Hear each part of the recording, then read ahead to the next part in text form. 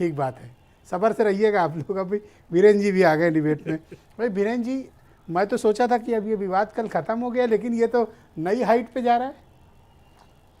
देखिए, मायावती का इस मामले में आना ही था सब देर सवेर, क्योंकि सारी लड़ाई तो दलित वोट बैंक की ही तो है और हर कोई मायावती से उनका वोट छीनने में लगा हुआ है।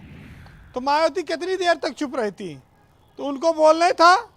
अब बड़ी बात यह है कि इस लड़ाई का जो लबोलुआब है वो सपा और भाजपा के बीच सिमट रहा है। मायावती के अभी बात आई कि भाई शूद्र राजनीतिक शूद्र हैं, अब पहनावे से भी अलग शूद्र होने लगेंगे और गाड़ी घोड़ा से भी अलग होंगे, राजनीति तमाम सारी परिभाषाएं निकल रही हैं। लेकिन आप ये देखिए कि अभी तक हम लोग सुनते थे कि मनुस्मृति को मायावती बहुत खराब कहती थी, अब उसमें रामचरितमानस भी जुड़ गया है। कह रहे उधर न देखो, खाली संविधान देखो जो बाबा साहब अम्बेडकर ने दिया है। देखिए, इस देश में ये बात सही है कि तमाम सारे संतों महापुरुषों को तमाम अपमानजनक स्थितियां पीड़ा झेलनी पड़ी, बहुत सारी चीज़ें लिखी गई। आज सैकड़ों साल बाद भी उस पर तमाम अपमान की स्थिति बननी है, लोग कह रहे हैं। भाई, जिस ग्रंथ का निर्माण स्वांता सुखाय के लिए हुआ था, तुलसीदास जी ने पहले पन्ने पर लिखा है रामचरितमानस में कि हम अपने सुख के लिए इस ग्रंथ का हम रचना कर रहे हैं। तब उस पर लोग माने न माने उनकी इच्छा। लेकिन देखिए, मायावती का डर ये है कि जो ये उनका वोटर है, जो गरीब तबका है, यही सबसे ज़्यादा धर्म को मानता है। कहीं पूजा पाठ हो, कहीं पर भागवत रामायण बैठे, गंगा स्नान हो, कुंभ हो, आप देखिए सब गरीब और मायावती और दलित तबके के लोग ही तो जाते हैं इनके वोटर। भरी रहेगी रेलगाड़ी, बस, शहर, इलाका। तो मायावती का डर तो यही है कि वो सबसे ज़्यादा उनका धार्मिक उनका वोटर है और उसी पर ये लड़ाई चल रही है। और बीजेपी ले जाए तो ले जाए, हमें ऐतराज़ नहीं है, लेकिन समाजवादी न लिए जाएं वो पर ऐतराज़ है। देखिए, असली लड़ाई ये है। मायावती का साफ कहना है कि तुम हमें न चाहो तो कोई बात नहीं, लेकिन समाजवादियों को अगर तुमने चाहा तो मुश्किल होगी। पता नहीं क्या लड़ाई है। 1995 की बात उन्होंने फिर दोहराई, जब एक बार गले मिल लिए, भतीजे ने बुआ का पैर छू लिया, तो अब माफ़ीनामा हो गया। तो अब कहाँ 95 वाली बात आ रही है कि गेस्ट हाउस याद रखो। पिताजी भी अब नहीं रहे, वो भी मामला पुराना हो गया, तो अब काहे गला मुर्दा उखाड़ने से क्या होगा। भाई, जब दुश्मनी थी तब थी, अब तो नहीं रहा ना। तो बात ये है, लड़ाई ये है। देखिए, कुल लड़ाई वोट की है। अब उन्होंने कहा कि मायावती किसी के इशारे बोलती।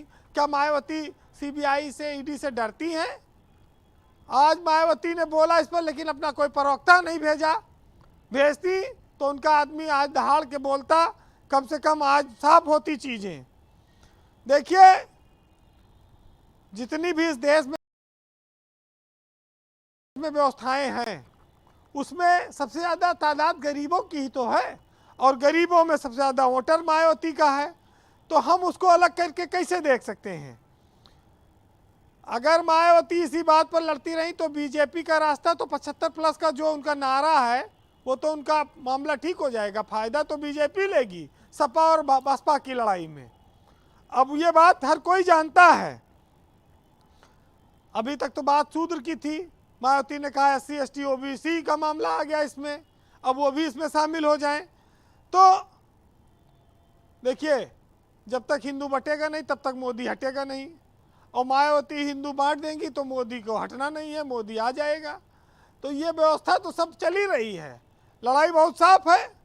तो ये शूद्र वाला मामला जो है, सिर्फ दो चीज़ें हैं, एक कुर्सी के लिए और एक कुर्सी से जो दूर है। यानी कि लड़ाई दो विचारधाराओं की है, एक कुर्सी वालों की और एक कुर्सी के पाने वालों की। बाकी तो बहन जी के लिए तमाम सारे लोग आरोप लगाते हैं, लेकिन एक चीज़ ये है ज़रूर है ब्रजेश जी कि इस देश में जितनी योजनाएं चल रही हैं, मुफ्त गैस सिलेंडर की योजना हो, उज्ज्वला से लेके योजना हो, किसान सम्मान निधि हो और मकान देने की योजना हो, लाभ तो मायावती दलित वोटर काफ़ी पा रहा है ना।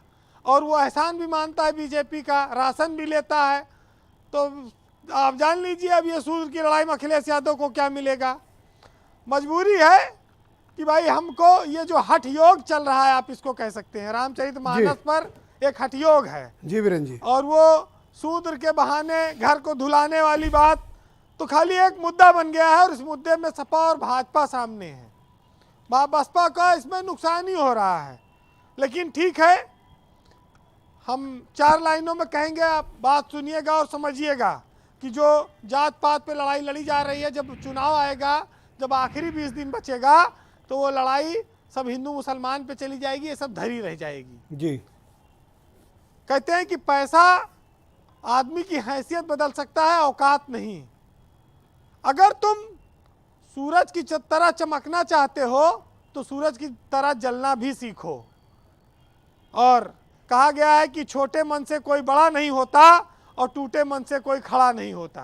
तो ये सब विवाद इसीलिए है। जी, बहुत शुक्रिया आपका वीरेन जी, बहुत बहुत धन्यवाद हमारे साथ जुड़ने के लिए और अपने इनपुट हमें उपलब्ध करा।